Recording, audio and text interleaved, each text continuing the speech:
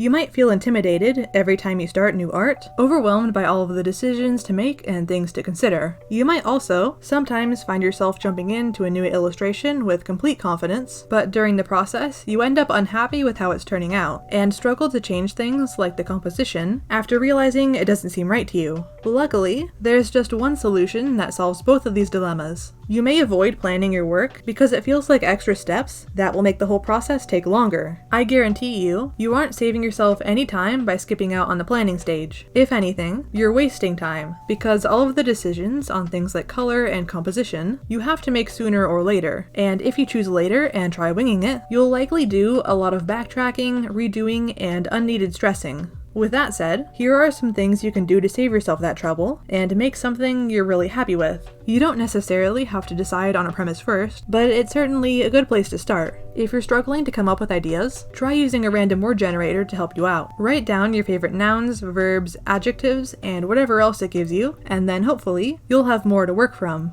Monthly art challenge prompts are also a good starting point. There always seems to be at least one going on each month, like Swordtember or Inktober, and it doesn't have to still be that month, or the day the prompt is for you to use the concepts. If you don't want to do the full month-long challenge, you can also just look at these lists and pick something that sounds interesting to you. For whatever you choose, it's better to be more specific than less. Wanting to design a dragon is a good start, but vague. Maybe it's a large, intimidating, desert-dwelling dragon, or a small, poisonous dragon that can swim really fast. You might start to think of a story that goes with your ideas. I started with the concept of a sci-fi gardener, and by picking out some random words and ideas, this became a sci-fi gardener who defends their portable garden from giant carnivorous plant monsters, set in a tropical oasis on another planet. One more thing you should be sure to consider is the mood or tone. Changing the mood of a scene makes a massive difference, and in the case of what I'm creating, I'll go for an adventurous one. Whatever idea you come up with should be something you feel excited about. Otherwise, you won't have much motivation to put in effort and bring your idea to completion.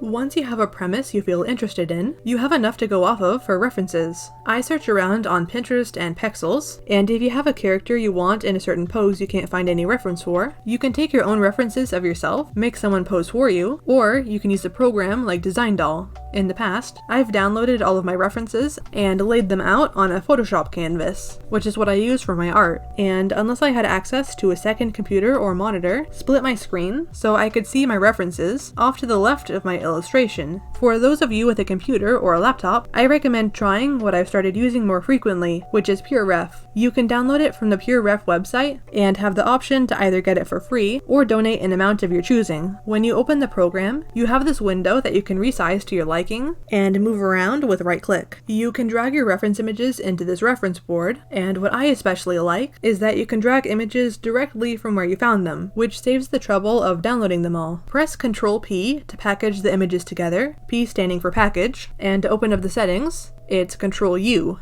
U standing for, well anyways, even if you make an image really small, you can still zoom in and the quality isn't ruined. In terms of what types of references I recommend looking for, almost entirely photos of whatever environments, props, lighting, and creatures you intend to use is ideal. And I will also find a couple of works from artists that I really like, especially looking for styles and techniques I want to learn from. This isn't something you should reference very directly, since it's another person's work, but at least for me, it gives me a standard to aim for, and whenever I'm feeling stuck, I can take a look at these paintings and remind myself what good art looks like. Now, for if you're drawing or painting a scene, it's time to figure out the composition you want. Do some small, very basic sketches, and like I talked about in this video, you can also try my preferred method of thumbnailing with hard brush grayscale paintings. Doing this, you have the benefit of figuring out your values at the same time as the placement of things. Sometimes, you can sketch out a really awesome composition, but then realize that the placements you chose make it really difficult to make things readable in grayscale. If you aren't really sure what makes for good composition, try using more unique angles, such as low angle and high angle shots.